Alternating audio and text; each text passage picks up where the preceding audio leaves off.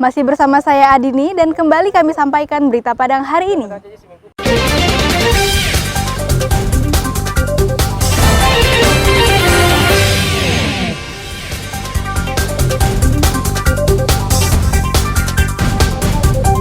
Dua maling besi beraksi di siang bolong, ditangkap polisi.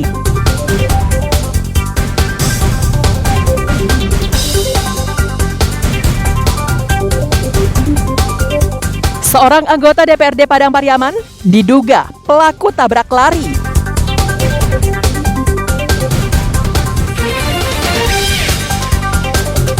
Akibat kabut asap, banyak pasien puskesmas Alai menderita penyakit infeksi saluran pernapasan akut.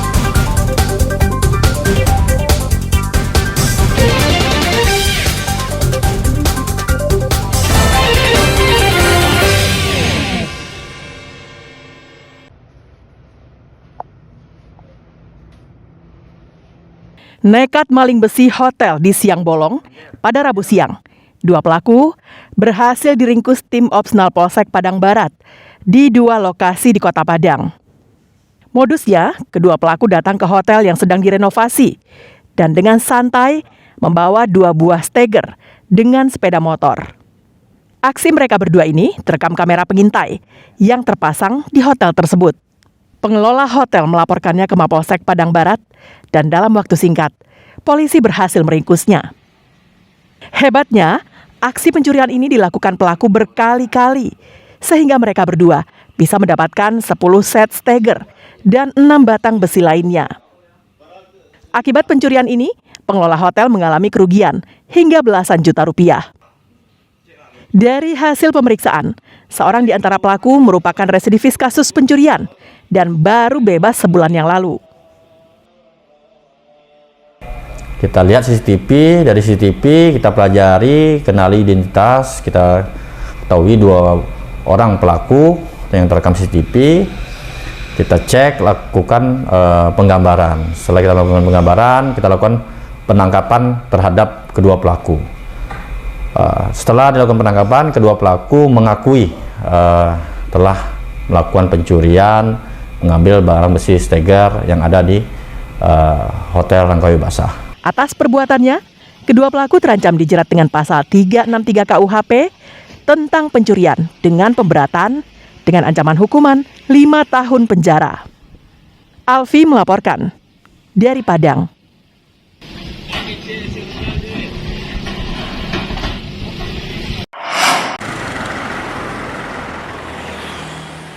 Satuan Lalu Lintas Polres Padang Pariaman, Kamis siang, melakukan olah tempat kejadian perkara di jalan yang berada di Kecamatan Nansabaris. Tujuannya untuk mengungkap peristiwa kecelakaan karena pelakunya kabur setelah kejadian pada Selasa malam. Peristiwa kecelakaan tersebut mengakibatkan seorang bocah yang berdiri di pinggir jalan tewas di lokasi kejadian. Kasus tabrak lari ini terungkap berawal dari ditemukannya plat nomor mobil yang jatuh di lokasi. Berdasarkan temuan inilah, polisi menelusurinya. Ternyata pelakunya seorang anggota DPRD Padang Pariaman dan ditangkap bersama mobilnya di sebuah kompleks perumahan di Kecamatan Batang Anai. Mobil pelaku ditahan polisi di Satlantas Polres Padang Pariaman. Sedangkan pelaku yang tercatat sebagai anggota Komisi 1 DPRD Padang Pariaman masih dalam pemeriksaan intensif oleh petugas. Meski pelaku sempat memberikan keterangan berbelit-belit, namun dengan kepiawaian petugas, akhirnya bisa mengungkapkan fakta yang terjadi. Biasanya kecelakaan tersebut pelakunya melarikan diri. Dan kita dari hasil olah TKP awal, anggota menemukan nomor polisi kendaraan tersebut yang tertinggal di TKP. Dengan adanya nopol tersebut, kita besok paginya saya sebagai kanit langsung membawa anggota untuk mengungkap siapa sebenarnya pelaku dari tabrak lari tersebut. Pelaku terancam hukuman 6 tahun penjara. Sedangkan untuk kasus tabrak lari masih didalami oleh petugas. Eki Rafki melaporkan dari Padang Pariaman.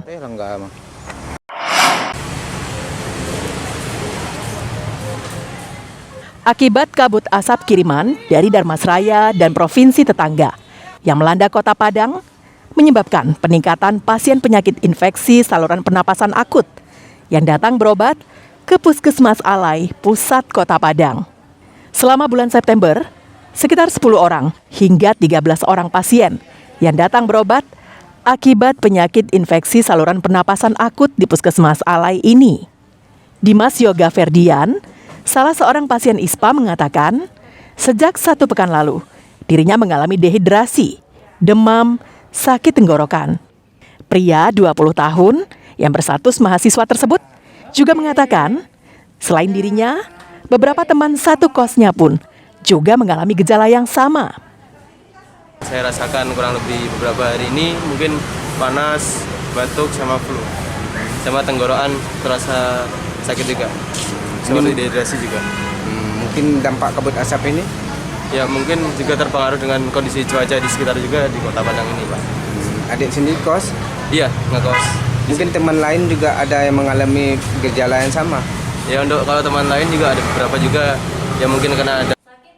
Sementara itu, Kepala Puskesmas Alai mengatakan, di bulan September lalu, rata-rata 10 hingga 13 orang mengalami penyakit gejala ISPA dari total pasien 385 di bulan September.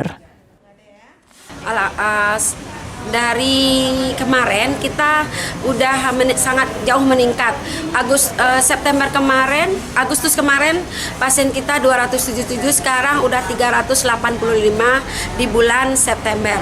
Jauh peningkatan karena akibat kabut asap. Banyak pasien yang datang ke sini dengan gejala ISPA. Kepala Puskesmas Alai juga mengimbau agar masyarakat mengurangi aktivitas di luar rumah. Dan jika keluar rumah, dianjurkan untuk menggunakan masker. Robiham melaporkan dari Padang.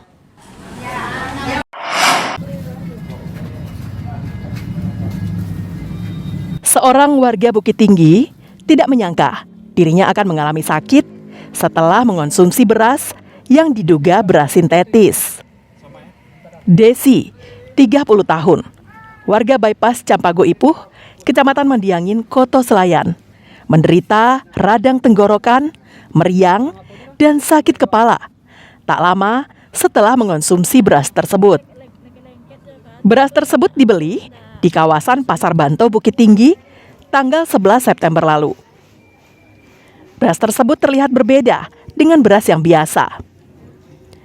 Warna beras putih bersih, pipih lonjong, dan semua terlihat sama seperti hasil cetakan. Desi mengaku beras dimasak untuk dimakan sehari-hari bersama 2 anaknya. 4 hari kemudian, Desi merasa sakit. Desi telah berobat ke puskesmas, kemudian ke rumah sakit umum daerah, hingga minum minuman herbal. Namun, lebih dari 2 pekan tak kunjung sembuh.